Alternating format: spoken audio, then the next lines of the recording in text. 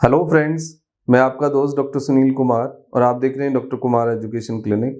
I am post doctorate in clinical medicine and the metabolic science. Last 2 decade से south Delhi Chhatarpur में मैं as a clinical physician practice कर रहा हूँ and I am specialize in metabolic problems and the lifestyle disease. तो आज हम बात करेंगे कि डायबिटीज़ क्यों होता है, उसके पीछे क्या मुख्य कारण है और यदि डायबिटीज़ हो जाए तो फिर उसको कैसे मैनेज करें और डायबिटीज़ होने से कैसे बचें, ये भी मैं आपको इस वीडियो में बताऊंगा। तो क्या डायबिटीज़ शुगर खाने से होता है? देखो, सबसे पहली बात है कि दुनिया भर में एक मिथ है कि शुगर, वाइट शुगर या फिर जो आपका मीठा है किसी भी फॉर्म में, वो रॉ फॉर्म में हो या फिर वो रिफाइंड फॉर्म में हो, क्या शुगर खाने से डायबिटीज़ होता है? देखो, शुगर खाने से डायरेक्टली डायबिटीज़ तो नहीं होता, लेकिन शुगर एक रिफाइंड फॉर्म है और एक कन्वर्टेड शुगर का फॉर्म है। शुगर कोई नेचुरल शुगर नहीं है।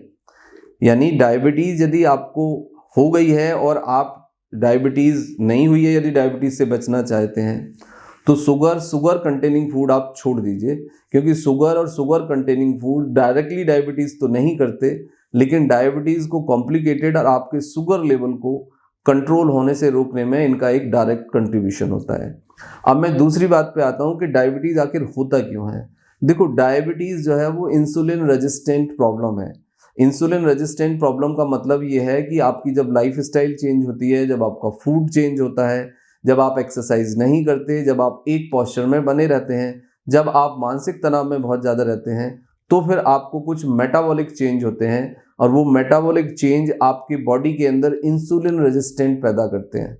इंसुलिन रेजिस्टेंट का मतलब ये होता है कि आपके पैनक्रियास से निकलने वाला इंसुलिन ये मेक श्योर करता है कि आपको सेलुलर लेवल पे ग्लूकोज मिलता रहे और आपका ग्लूकोज, आपकी जो सेल्स हैं वो प्रॉपरली यूटिलाइज करें। और इसके साथ साथ आपके एक लिवर का रोल होता है कि जो शुगर का रिलीज करना है वो उतना ही रिलीज हो जितना कि बॉडी को रिक्वायरमेंट होती है। तो 2-3 समस्याएं देखी जाती हैं कि या तो आपका इंसुलिन मेक श्योर नहीं कर पा रहा है कि वो सेलुलर लेवल पे कंजम्पशन को, और दूसरा कई बार इंसुलिन इफेक्टिव नहीं होता, या फिर इंसुलिन कई बार कम बनता है, और तीसरा कई बार फैटी लिवर और ओबेसिटी के कारण आपका जो शुगर का जो रिलीज करने का मसला है वो कंट्रोल में नहीं रह पाता। इस कारण आपको डायबिटीज हो जाती है। डायबिटीज के पीछे सबसे बड़ा जो कारण है वो है आपका मानसिक तनाव और आपकी क्वालिटी ऑफ स्लीप में डिस्टर्बेंस, प्लस आपका व्यायाम नहीं करना, ज़्यादा कार्ब्स लेना, पैक्ड फूड खाना, मटन, रेड मीट, अल्कोहल और तंबाकू का सेवन करना, ये सबसे बड़े कल्प्रिट हैं जो कि आपको डायबिटीज़ पैदा करते हैं या मेटाबॉलिक चेंज पैदा करते हैं, जैसे कि obesity, fatty liver, coronary artery disease, depression, बहुत सारी चीज़ें और गट की प्रॉब्लम्स इस कारण आपको पैदा होती हैं। यदि आपको डायबिटीज़ है तो आपको इमीडिएटली वाइट फूड स्टॉप कर देना चाहिए। वाइट फूड से मेरा मतलब है कि refined form of any food, जिसमें कि आपका ब्रेड आता है, जिसमें आपका पैक्ड फूड आते हैं, बर्गर है, चिप्स है, चॉकलेट है, यानी any white form of the food. यानी आपको यदि कोई रिफाइंड कन्वर्टेड वाइट फॉर्म दिख रहा है तो वो आपके लिए हार्मफुल है, आप उसको बंद करिए। दूसरे लेवल पे, क्या डायबिटीज पेशेंट शुगर ले सकते हैं, मीठा खा सकते हैं? डायबिटीज पेशेंट भी मीठा खा सकते हैं, लेकिन वो या तो फ्रूट्स के रूप में आए या फिर दूसरे फॉर्म में आए।